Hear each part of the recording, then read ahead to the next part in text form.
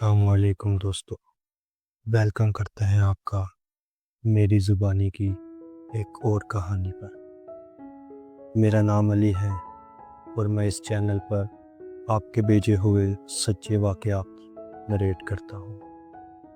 آج کی ہماری کہانی لاہور سے ایک سبسکرائبر نے بھیجی ہے۔ اگر ہمارے سننے والوں میں کوئی ایسا شخص موجود ہے کہ جس کو ان باتوں سے ڈر لگتا ہے تو آج کی کہانی وہ یہیں پر بند کر دے،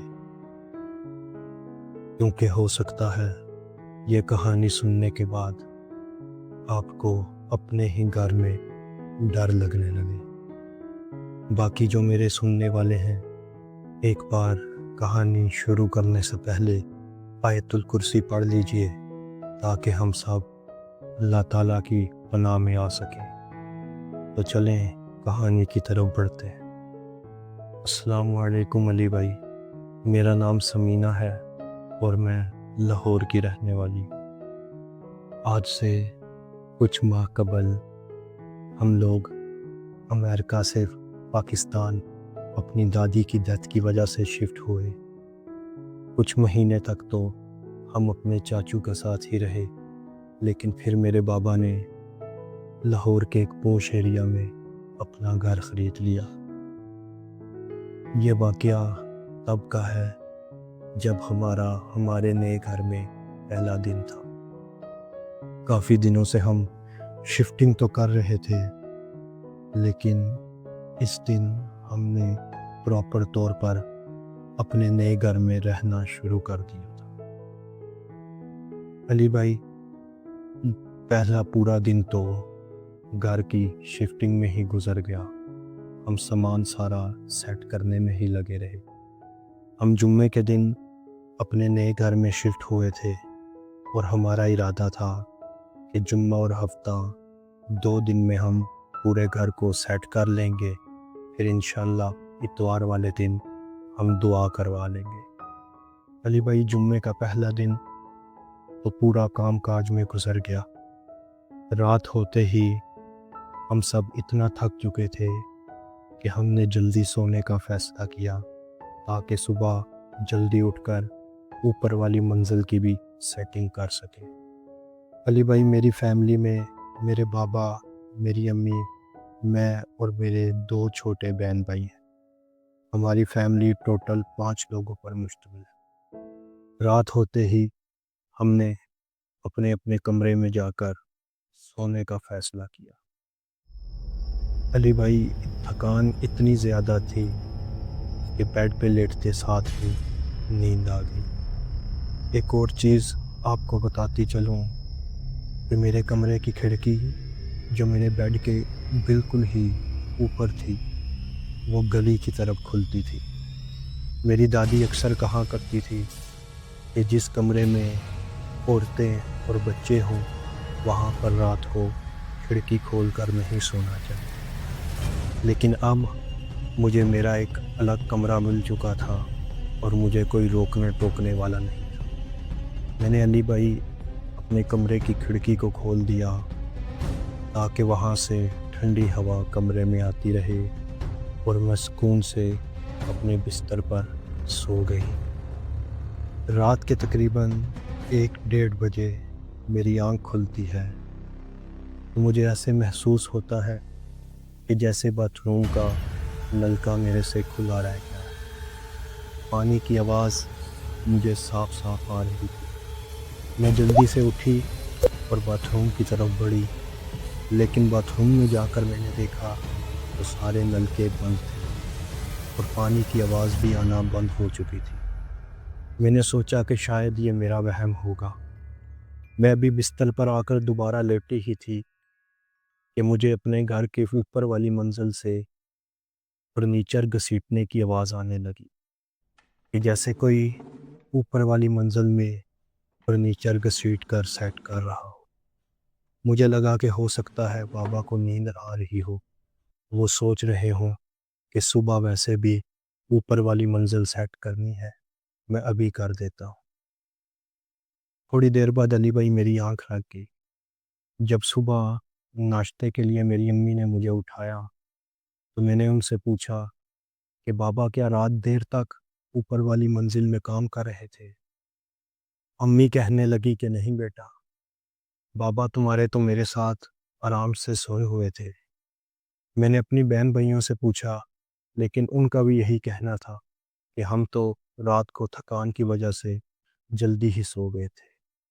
علی بھائی، میں نے اس بات کو اتنا سیریس نہیں لیا، مجھے لگا کہ شاید یہ میرا وہم ہوگا۔ اب دوسرے دن ہم نے اوپر والی منزل کی سیٹنگ کرنا شروع کی۔ میرے چاچو اور چاچی بھی ہماری مدد کے لیے آ چکے تھے۔ پورا دن دوبارہ گھر کے کام کاج میں ہی گزر گیا۔ اب رات ہوتے ہی ہم لوگ اپنے اپنے کمروں میں چلے گئے۔ سب لوگوں نے یہ فیصلہ کیا کہ صبح جلدی اٹھنا ہے تاکہ دعا کی تیاری کی جا سکے۔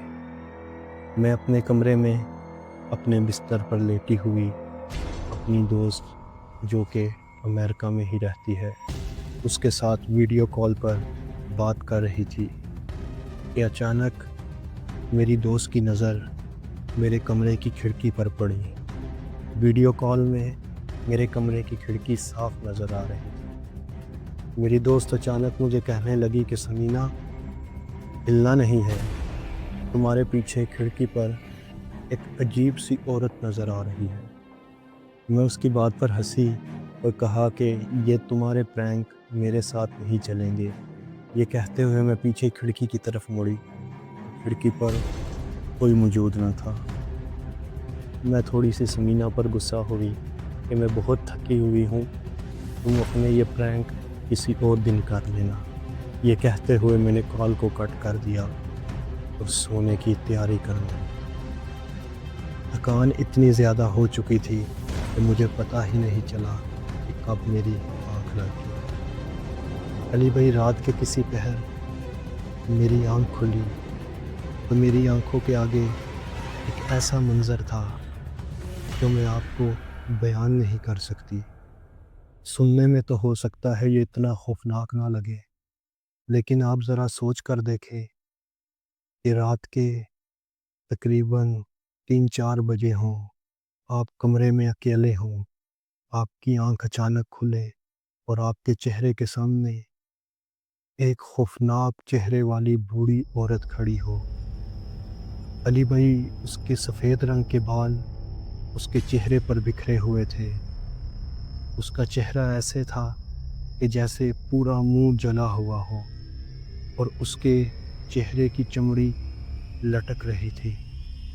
علی بھائی، بالکل میرے چہرے کے قریب اس بوڑھی عورت کا خوفناک چہرہ تھا۔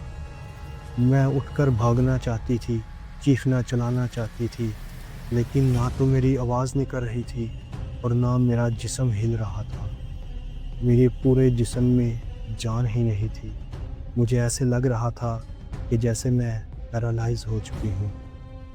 علی بھائی، میں ہل تو نہیں سکتی تھی، لیکن میں نے دل ہی دل میں آیت الکرسی پڑھنا شروع کر دی۔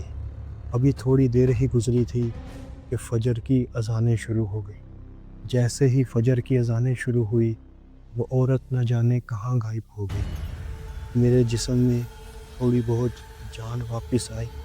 میں اٹھی اور اٹھ کر اپنے امی بابا کے کمرے کی طرف بھاگی۔ میرے امی بابا بھی نماز پڑھنے کے لیے اٹھ چکے تھے۔ میں نے جاتے ساتھ اپنی امی کو سینے سے لگا لیا اور رونے لگی۔ علی بھائی، مجھے بہت تیز بخار ہو چکا تھا۔ میں نے اپنی امی کو ساری بات بتائی۔ میرے بابا میرے کمرے میں آئے اور دیکھ کر گئے کہ وہاں پر تو ایسا کچھ نہیں ہے۔ میں ساری رات اپنی امی کے ساتھ لپٹ کر ہی سوئی۔ صبح جب ہوئی تو دعا کے لیے مہمان آنے لگے۔ سب لوگ دعا کی تیاریوں میں لگ گئے۔ علی بھائی، دن کو دعا کے بعد میرے بابا نے مولوی صاحب کو ساری بات بتائی تو مولوی صاحب کہنے لگے کہ مجھے بھی آپ کے گھر میں کچھ ایسا محسوس ہوا ہے کہ جیسے یہاں پر کوئی اور مخلوق رہتی ہو۔ اگر آپ کہیں تو میں اپنے استاد جی سے بات کر کے دیکھتا ہوں۔ علی بھائی، قاری صاحب نے اپنے استاد جی سے بات کی۔ استاد جی نے ہمارے گھر میں شام کو آنے کا وعدہ کیا۔ جب شام کو قاری صاحب ہمارے گھر میں آئے، انہوں نے آ کر اپنی پڑھائی کی، تو انہوں نے بتایا کہ آپ کے گھر میں جنات کی ایک پوری فیملی رہتی ہے، جس میں بزرگ، بڑے اور بچے بھی شامل ہیں۔ یہ اتنی آسانی سے آپ کا گھر نہیں چھوڑنے والے۔ علی بھائی، انہوں نے میرے بابا کو بتایا کہ اگر آپ کہیں تو میں روحانی عمل سے آپ کی مدد کر سکتا ہوں۔ ان جنات سے پیچھا چھڑانا مشکل تو ہے، لیکن ناممکن نہیں۔ لیکن علی بھائی، بابا میری حال دیکھ چکے تھے اور انہوں نے فیصلہ کیا کہ ہم مزید ان جنات کے ساتھ کسی قسم کا پنگا نہیں لینا چاہتے۔ میرے بابا نے اپنی پوری فیملی کو دوبارہ چاچو کے گھر ہی شفٹ کر دیا اور کچھ دنوں میں ہی اس گھر کو بیچ دیا، اور الحمدللہ کچھ دنوں کے بعد ہم نے دوبارہ اپنا ایک نیا گھر خرید لیا۔ علی بھائی، الحمدللہ اب ہم نئے گھر میں رہتے ہیں اور یہاں پر بہت سکون ہے۔ میں نے کچھ روز قبل آپ کے چینل پر ایک کہانی سنی، شاید اس کا نام انتقام تھا۔